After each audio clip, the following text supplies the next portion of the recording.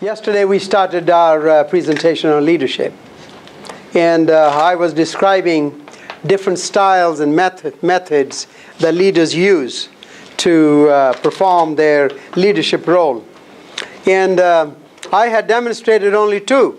Yes. You remember that? Yes. What happened to the other two? I said there were 4 methods, maybe 5. So somebody reminded me that I was sidetracked, and I did not complete the rest of it.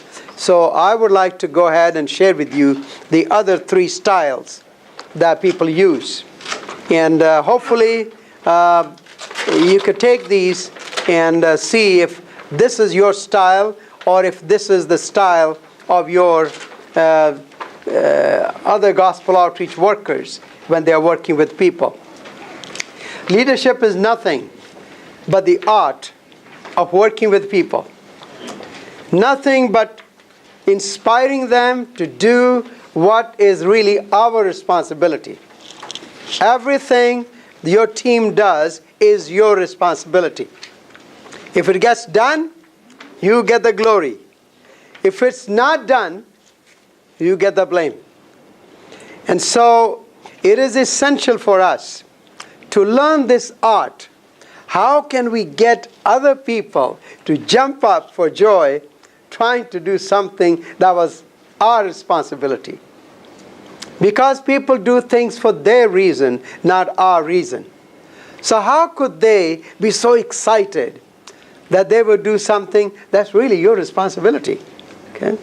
So we talked about 2 styles yesterday, and I need 2 more volunteers so we could do another very exciting style demonstration. Who would be interested in coming? I like this response. Silence. Okay? So let's pick some real awesome people who are going to volunteer. And we will take the young man back. Yes, right there, sir. You coming over? What's your name? Alfred. Alfred. Wow. That is a very, very special name, isn't it? Alfred. Okay. And Brother Lal, you coming over. Okay. When people are reluctant to volunteer, that's because they want you to make them feel special. You pick them by their name. And that's why they were waiting for me. Would you please come on over here? Just face each other. And you're going to support each other by leaning on your toes and holding your hands like that. So if you would please go ahead. Okay? You need to go a little bit back and be on your toes, both of you. Don't come closer. Brother Lal? Yes, just... that's it. Now, lean forward and support each other. You're not on your toes, Brother Lal. There we go. Now this is a very comfortable position for them. We could probably go for a walk and come back. They'll still be in this position, isn't it? Oh, why? What happened? You got tired or something? Okay, this is good position, isn't it? Brother Alfred is very comfortable, and so is Brother Lal here. How long do you think we should keep them in this position? 1 hour. 1 hour? That's a good one. Okay, thank you very much. Give them a hand. This is a leadership style or a relationship style that is very, very common because it is very deceptive. That's why it's common. It's deceptive because they were close to each other. They were touching. They were looking at each other. And there is this mutual support, so to say. But if one of them had stepped away, where would be the other one? Kissing the floor, isn't it? And so that's why it's deceptive, because it gives us false notion that we are actually supporting each other. But what was happening to them? Knees were shaking, and they could cave in any time. And they could not last too long in that position. So this false notion of touching, where we may be communicating, but not with a full heart. We may be sending them memos, but not really communicating. We may be talking, but not really communicating. So it's a false notion of togetherness. People are on their toes all the time. So the leader is trying to catch people doing something wrong so he could reprimand them. This is that style. And I had one leader who invited me to study his company and give him some advice. So he told me, he said, you know, my people, they are good for nothing. I have to push them, pull them, prod them, bribe them. They just are, I don't know how to get something out of them. It's always a pressure thing. I nicely listened to him and I didn't say a word. Finally he told me, he said, well, doctor, aren't you going to say something? I say, yes, for the starter, I would like to ask you a question. Would you please introduce me to the stupid fellow who hired all these people? And he had such a good sense of humor. He said, you're looking at him. Okay? So he was the boss who had hired all these people. But somehow, something was not clicking. Personality-wise or the style-wise, it just was a wrong style. If you're on your toes all the time, and somebody's trying to catch you doing something wrong, so he could fix you, you know, or try to reprimand you, that's not a good style. People would do enough so they won't get fired, but they would never do something that you could write a nice article on them and make them famous. So this style is very, very detrimental style. It is deceptive, but that's why it sucks in lots of leaders. They think they are doing a great job. Such leaders is what I call crisis management leaders. Okay? Always fighting fires. Okay? When something is not going right, they jump in right there and try to fix it. This is not a good style, because people are always on their toes. They are trying to defend themselves. They are trying to guard their back. This is not a very pleasant environment. So you could kind of, when you're all by yourself, look at the man in the mirror and then ask that man, is that your style? And if it seems like, yeah, that is your style, and you can just shake your finger at that man in the mirror and say, you're going to have to change. Okay? You're going to have to change. And I know who could help you change, and that is God. God is going to help you change. Make a change in that style. So people around you feel wonderful. They feel good. People do things when they feel wonderful and comfortable. You could have people do miracles if you could make them feel that they are great and they're making a difference and their contribution is appreciated. So this style is very, very important for leaders to change. This is not very rewarding style. For a while, people will be, supporting each other like that. But the knees begin to buckle. And then after a while they say, yeah, I don't want to be in this position. The first call they get from another section, they'll take it. So that's, you want to have stability. This is not a good style. So let's have 2 more volunteers so we could demonstrate one more style. Brother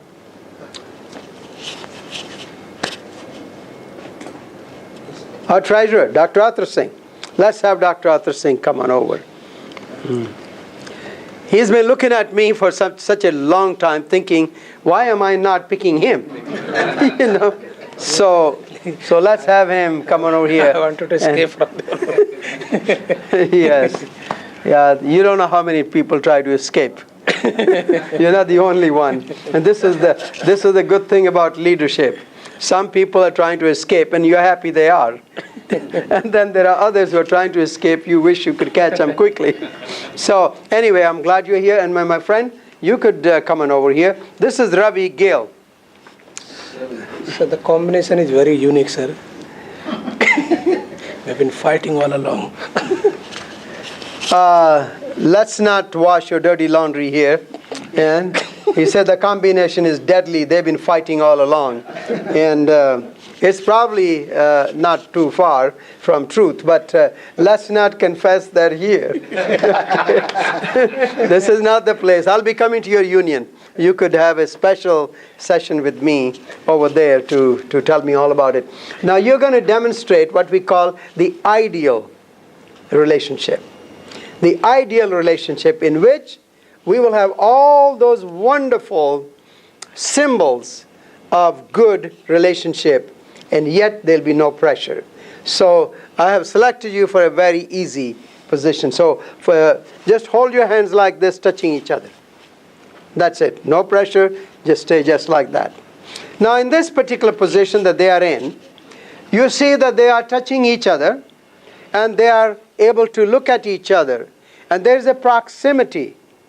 The good rule of thumb is when people are more than 3 feet closer to you, if you watch, they will start backing up. This is called private space.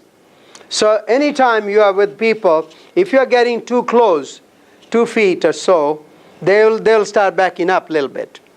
But in a good leadership, you want to be close, but you don't want to be on top of them. Okay? So not pressuring them by watching over their shoulders all the time. You give them the big picture. The leader's role is to give them the big picture. And then you tell them, this is where we need to go. And I know you are genius. You're going to help me get there. Let them figure it out how to get there. Don't try to give them every little detail so they will be just like a robot. You know, and because if things don't work out, who is going to be blamed for all those detailed directions? You. I remember a fellow in my department when I was with the government. He was always late. Always late. He will come in at 10 minutes late, 15 minutes late, 20 minutes late. And one day I reached out to him and I said, hey, listen, you live in such and such place. Why don't you take this road and then the freeway and you'll be here much quicker? He said, well, that sounds like a good idea. Guess what? The following day he was 45 minutes late instead of 15 minutes late. So as I looked at him, he's telling me, whoa, whoa, whoa, don't tell me anything. It was your direction that I followed. Yeah? And so I realized how dumb I was trying to give him my solution for his problem. Okay? So I told him, I said, listen, I start paying you at 8 o'clock. I expect you here about 5 minutes before that. So we could talk, and then you could get on your way to do what you got to do all day. And you know what? I said, if you're not here at 8 o'clock, I'm sorry, I'm going to have to tell you, take the time without pay. Guess what? All the excuses disappeared. He was always there on time. Okay? We need to hold people accountable, but we shouldn't be giving our solutions to them unless they ask for help. If they're asking for suggestion, offer it. But offer it not like a directive, but a suggestion. Let's say that person comes to you and says, well, I have been doing this. Well, obviously it's not working out. That's why you're talking. So you would say, well, and he says, what do you think I should be doing? Then you can say, well, I really don't know what will work, but have you thought about this? Okay? These gentlemen here are very anxious to talk. So I'm going to ask them to share some of their ideas here. And so you are then asking him, this is a suggestion. It may or may not suit you, but I do want this problem to be taken care. So we would not be having this conversation again. Is that okay with you? Yes. Yes. Make sure that we don't have to talk about this again. Okay? And very politely, I always smile, okay? But I am very firm, okay? You want to be pleasant, but you want to be making sure that they understand they got the message. Or you would say, by the way, you know things have not worked out on this project. Can you please tell me, Brother Wilbert, 3 ways that you will make sure that this doesn't happen again? And he's going to give me 3 ideas how he's going to prevent this mistake from happening again. So what have you done here? You have built his capability and you have made him think. 5% of the people think. 5% of the people think they think. And the rest would rather die than think. Yeah? Thinking is a very unique, that's a side effect of having a brain. You know, you start thinking and you get ideas. And so you are making them think. What would you do? Give me 3 ideas how you could prevent this from happening again. And that is a style that we need to develop, making people to think. So they will come up with solutions, because you're not going to be there next time they mess it up. You may be somewhere else. And as a leader, you can't hold their hand. If I have to tell you twice, then one of us shouldn't be in the same boat. You should be in some other boat. Okay? But politely let them know this is what is expected. Now, brothers, I think you need to do the other pose. Just support each other on your toes. Yeah. On your toes. You're not on your toes. Okay? But a little bit more. Back up, please, and then be on your toes. Okay. Now, they feel this is a better one better suited for them than the previous one. They didn't. Okay, give them. Actually, no. Wait a minute. If they were just go into your first pose. So right here, don't tangle up, but just put your hands like that. Yeah, that's it. Now, if I was to ask Ravi to step away, just step away, please. Okay? He's still on his own. He has not fallen, and there's no pressure. This is called the ideal relationship, where you are close, you are touching, whether it's by email, by conversation, by whatever, you have a contact with people, and yet you're not on their tail. You're not pressuring them. They're not on their toes. And they can stand their ground, even if one person was to move away. This is the ideal relationship that we need to develop in our leadership style. Thank you very much. Give them a hand. Thank you. I can still without Okay. So, leadership is a very tough role. It's not the easiest thing. I have 5 mentors in leadership. And those mentors are very, very unique. Actually 6. Okay? My first mentor, of course, is my dad. My dad has been incredible influence on my life. Okay? I wouldn't be doing what I'm doing if it wasn't for my dad's inspiration. Okay? From the age of 3, 4, he always took me wherever he wanted to go. And he would give me an opportunity to speak before people. Even if it was to recite a verse, the pastor will ask, does your son want to say something? And my dad will say, yes, he wants to say something. And I may be just reciting a verse. And sometime I had a lot of enthusiasm and I said things that pastor didn't like. And when you are 4 or 5-year-old, you can get away with it. But I remember one time, we were at a non-Adventist. We were not Adventists at that time. So we were at this pastor's meeting. And he asked, does your son want to say something? And my father said, yes, he would like to say something. So he asked me, okay, child, what do you want to say? I said, well, Pastor, do you smoke? And he said, yes, I do. I said, if a guest came to your house, would you put him in a room and light the fire and close the door? And he said, no, I wouldn't do that. I said, the guest will be smoked out, won't he? He said, yes, he would be. I said, then why do you smoke? Because Jesus lives in your heart. And I think it did not go very well with him. He simply said, okay, we'll discuss this later after the meeting. But my mentor had a great influence on me. I loved being with my dad.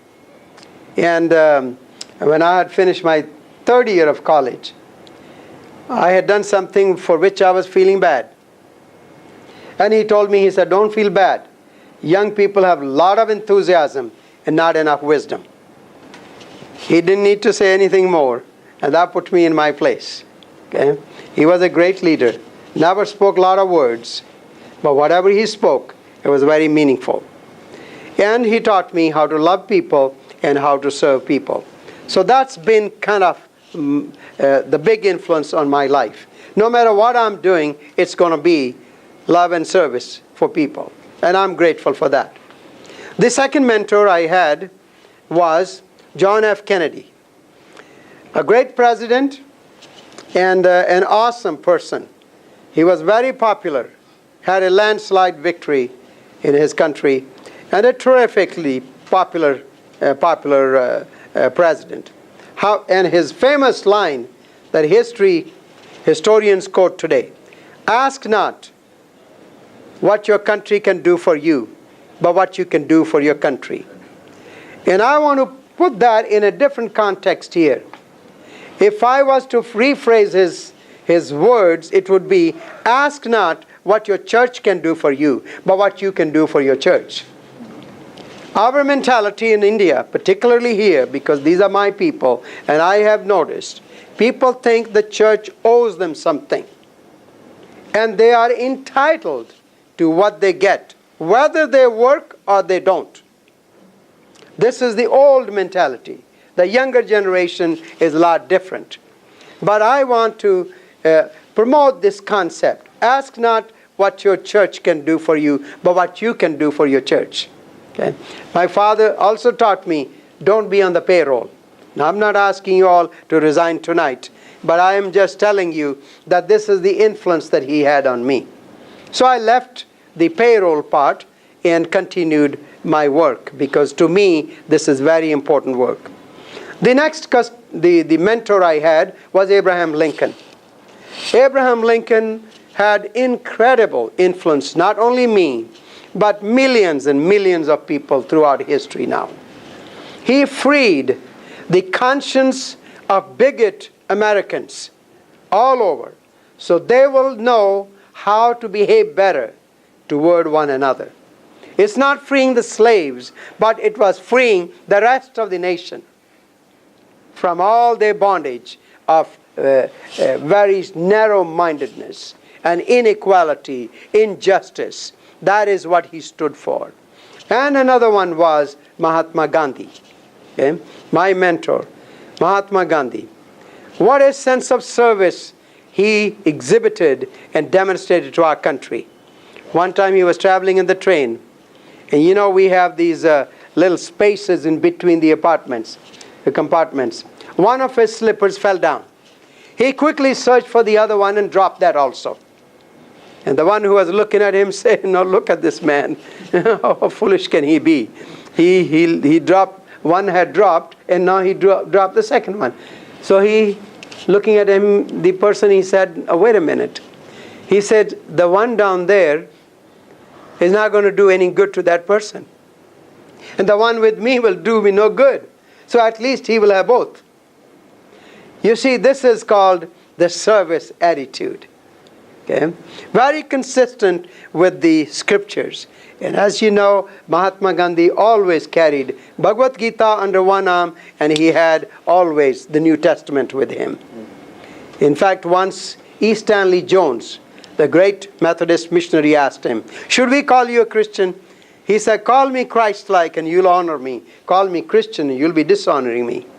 Because he knew that Christians don't behave like Christ. And that was the purpose that he was espousing. A great mentor. I have learned so much from his life. Wish I had worked with him. Another mentor I had, you have Jesus Christ. Okay? Awesome mentor. And I'll be speaking about him tomorrow a lot. Okay? Because you all know the life and teachings of Jesus Christ. What a miracle that is. God becoming like us. And forever. He will maintain our form forever. Can you imagine God taking on that form? With the exception of my dad as my mentor, all my other mentors, the fifth one I didn't mention is Martin Luther King Jr., who fought for the rights of poor people in the United States. He was a disciple of Gandhi. That's where he learned this non-violent movement. Okay? So all these 5 mentors, with the exception of my dad, were assassinated. Every one of them was killed. Prematurely assassinated. Jesus Christ, Mahatma Gandhi, Abraham Lincoln, Martin Luther King Jr. And Kennedy. All of them assassinated. Why am I mentioning that? I'm mentioning that because leadership role is a tough one. Leaders always put the cause before their personal interest. Okay? And the cause must survive. The cause must survive even if the leader must die. Okay?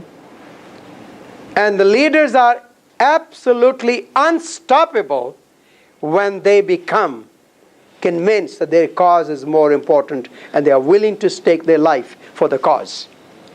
Jesus was willing to stake his life for the cause. And he did that. Mahatma Gandhi gave his life for the cause. He was not going to become sectarian or accept anything less than one nation. And so did all these other mentors. And so I'm asking you, are you willing to stake your life for the cause? That is what true Christian leadership is going to call for. Why is it that 11 people, under the guidance of a humble Jewish young man, set the fire on this planet that no one has ever been able to put out? Why? Because he was willing to die for the cause. You want to leave a legacy. You want to make Jesus the most prominent person in the lives of people around you. You've got to be willing to give your life for the cause. Okay? And yet what did he say? He who lays down his life for me, what? He will receive it again, eternal life. We won't do it because so that we can have eternal life. We will do it because he first loved us and he gave his life for the cause. And that cause is so important to us. As leaders, we would do nothing less than lay down our life for the cause. What that really brings us to is this. We will not seek to rule. We will seek to humbly serve others. Okay? This is the distinction between a Christian leader and a secular leader. They both have responsibility, but one will stake his life for the cause, the other one will stake the cause for his own benefit. Okay? And this is the difference between the two leadership styles. Okay? It seems that a man died and went to heaven. This is not in the Bible. It's only a story. Okay? He went to heaven and he said to the angel, he said, before you take me to my palace, I would like to see Atar Singh's palace. Okay? He was my neighbor. He was not a very good man. Okay? You know, he was a tax collector and a treasurer. So you know about him. So I want to see where he is put up. So they took him. The angel took him to this Atar Singh's palace. It was huge. It was beautiful. Long table set up there. And people dressed up and all in tuxedos and very decked up. They come in. So he sees these people coming around the table that was laden with food. And as they take their seats, with other thing, here comes the angels. Angels come and they have bamboo sticks to tie on both sides of their arms. So they tie the slits like this, and they handed the big forks, wooden forks, to each one of them. So you got people on both sides, but they have bamboo slits tied to their hands. He says to them, all right, folks, have a great dinner. And they are going like this. But they can't eat.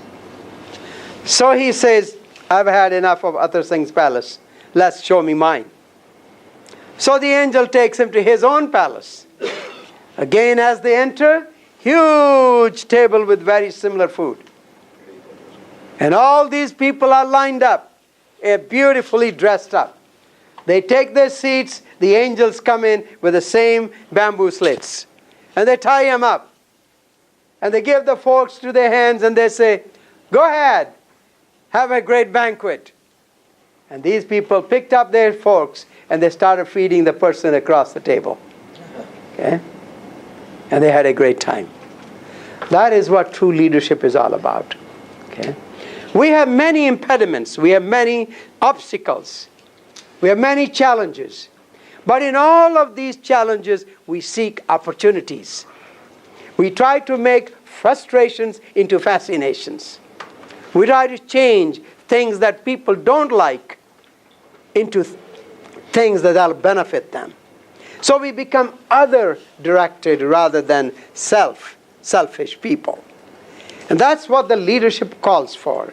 It calls for going the extra mile and being humble enough not to be focusing on ourselves, but to focus in making others successful, others experience more joy. And this is what I call the impact leadership style. Okay? The impact leadership style. We all have impact on other people. It's just that some of the impact I wish people didn't have on other people. But the leaders have impact on people. Okay? And in the epistle, Paul says what? You are our letters. You are our epistles, read and known by everyone. Whoever sees you is reading something. Are they reading encouraging words from you? Are they getting the encouraging message or discouraging message? Okay. I love this song by Bette Midler, which says, you are the wind beneath my wings. Wouldn't it be nice if people called and told you and me, you are the wind beneath our wings? There are a lot of people probably tell the leaders, you take the wind off my sails. Okay? But it'll be nice if they called and said, you are the wind beneath my wings. Okay? The leadership is all about being the wind beneath somebody's wings. To lift the lid of somebody so they could just rise to their maximum potential. Bringing out the best in people is the basic role of a leader. And so if as leaders, we are going to go out there and make an impact on people. And may that impact be seasoned with love and grace and patience and kindness. And showing them the face of the true leader. Who is that? Jesus Christ. Okay? An awesome leader. And we will talk more about him. But I am so grateful that we are able to discuss this together. Because it is my hope that we will revolutionize the leadership style in the 3 unions that we are here. And hopefully in the division. Okay? Well, there are 7 unions. Three of you are here, represented here, because most of our workers are based in these 3 unions. But through you, we could start a revolution in this division, that there'll be a new style of leadership, new brand of leadership, a servant leadership, a leadership that is impact-seeking leadership, where Jesus is making indelible impression on the hearts and minds of all the people who work with us. I want to thank you for giving me the privilege again, and we will close this session, and we will have about 5-minute break. But please don't go far away. I really mean 5 minutes. Just walk around and talk to one another, talk about the session, talk about me, whatever you want to talk about, but don't go far away. And so let's stand and pray. Brother, offer a prayer for us. One second here. Father in heaven, thank you for giving us such a privilege to listen from our leaders and giving us such instructions. This may be growth in our lives as well as spiritual life. Be with us and help us. And one more day to leave us. By the time we want to fully conquer this issue and implement in our churches and villages, so that the God is coming very soon. And we want to make the people to prepare the heaven. Be with us, help us. These blessings we ask in the name of Jesus Christ. Amen.